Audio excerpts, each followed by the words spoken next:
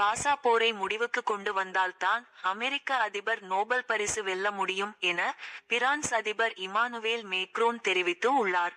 உலக நாடுகள் இடையே 7 போர்களை நிறுத்தியவன் இந்தியா. பாக் மோதலும் என்னால் தான் தீர்த்து வைக்கப்பட்டது என்று விடாமல் ட்ரம்ப் பேசி வருகிறார். அவரின் கூற்றை இந்தியா முற்றிலும் நிராகரித்துள்ளது. அதுமட்டுமின்றி 7 போர்களை நிறுத்திய எனக்கு நோபல் பரிசு தந்தே ஆக வேண்டும் என ட்ரம்ப் தனது ஆசையை வெளிப்படையாகவே பேசியிருக்கிறார். இது தொடர்பாக பிரான்ஸ் அதிபர் இமானுவேல் மேக்ராயன் கூறியதாவது: காசா மோதலை முடிவுக்கு கொண்டு வந்தால் மட்டுமே ட்ரம்ப் அமைதிக்கான நோபல் பரிசை வெல்ல முடியும். இஸ்ரேலுக்கு அழுத்தம் கொடுக்கும் அதிகாரம் அமெரிக்காவுக்கு மட்டுமே உள்ளது.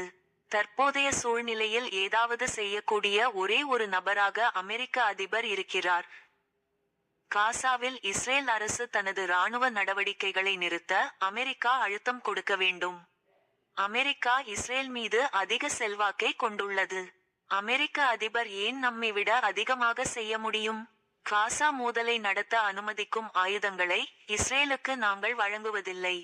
பாலஸ்தீன அரசை நிறுவுவது இறுதியில் இஸ்ரேலின் அங்கீகாரத்தை பொறுத்தது. இஸ்ரேல் அரசு அதை அங்கீகரிக்கும் நாளில் பாலஸ்தீன அரசு உண்மையிலேயே உருவாக்கப்படும். நாங்கள் ஒருபோதும் செயலற்றவர்களாக இருக்க மாட்டோம். எப்போதும் பிரான்சின் நலன்களை பாதுகாப்போம். இவ்வாறு மேக்ரோன் கூறினார்.